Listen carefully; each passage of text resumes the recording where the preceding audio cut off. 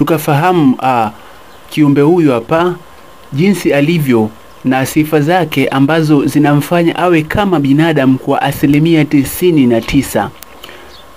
Unaweza kumuona gorila kwanza akiwa ametulia, unaweza fikiri ni binadamu fulani anayewaza mambo fulani.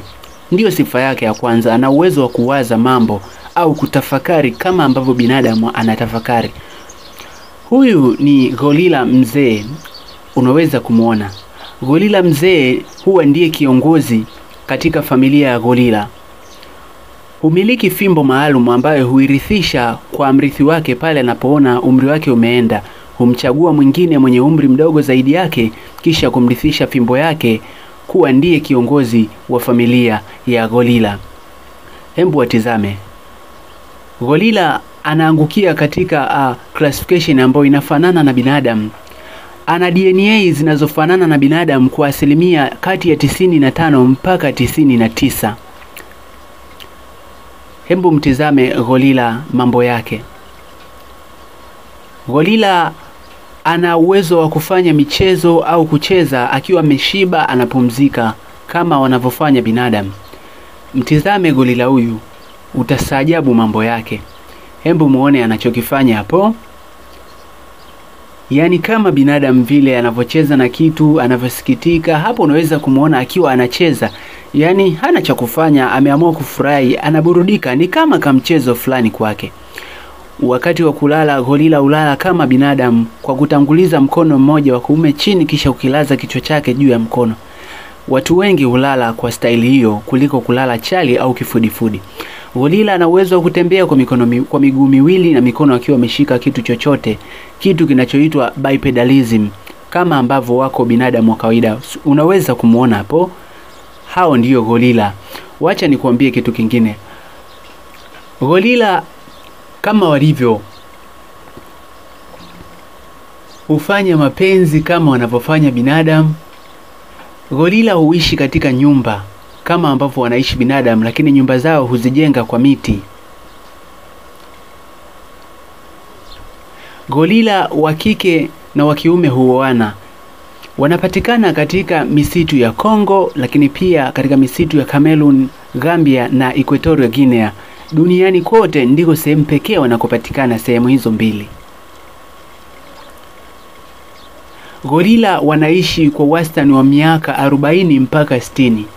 Mtoto akizaliwa hukua baada ya miaka 11 mpaka 13, na akibalee baba yake humtafutia mchumba au mke kutoka familia ya gorila wanayofahamiana nayo au familia rafiki. Predator wa gorila ni chui aina ya leopard na binadamu. Hawa ndio wanaweza wakafanya gorila wapotee katika mapori. Yaani gorila wako hatarini kupotea kwa sababu ya binadamu, lakini pia kwa sababu ya chui aina ya leopard. Gorila hujilinda kwa kutumia silaha. Wana uwezo wa kutengeneza mikuki maalum. Kwa hivyo wakati wa kupambana, gorila kama binadamu huweza kurusha mikuki kwa adui. Gorila kama walivyo binadamu, gorila wa kiume humtunza mwanamke pindi anapokuwa amejifungua mtoto. Wakati gorila wa kike akinyonyesha mtoto wake, hunyonyesha kwa muda wa miezi 3 tu. Watu wengi hushangaa na kuona kama gorila ni viumbe wanaoelekea kabisa kufanana na binadamu, lakini wamekosa vitu vichache sana kuwa binadamu. Gorila bwana wana maajabu yake. Gorila wana uzito wa kati ya kilo 136 mpaka 195.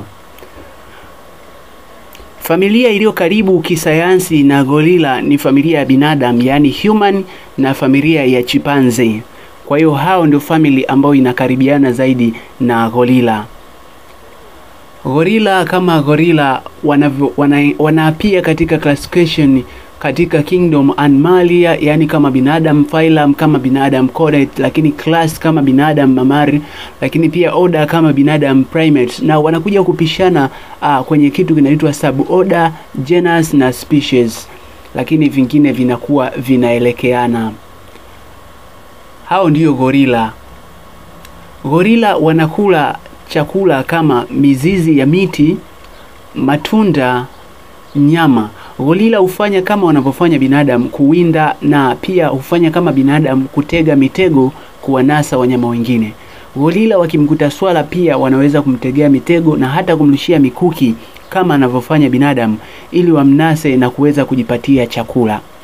Gorila ni wakubwa, unaambiwa ndio yani largest living primates katika family ya primates inayohusisha binadamu, chimpanzee, gorila na nini.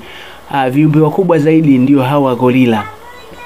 Urefu wa gorila moja ni kati ya futi 8 mpaka futi 11. Nimesha kuambia anakuwa na kilo kati ya 136, huyo ndio mdogo au mwenye kilo chache, na 195 mwenye kilo nyingi. Hao ni gorila. Tunaendelea kufahamu gorila wana mawasiliano ambayo ni kama lugha kwao, lakini kisayansi si lugha kamili. Wanawasiliana kwa sauti maalum kwa kila namna. Wana sauti zao wanapoitana kwa ajili ya chakula, wana sauti zao wanapoitana kwa ajili ya hatari, wana sauti zao wanapoambiana mambo mazuri, wana sauti zao wanapofahamiana au jambo lolote.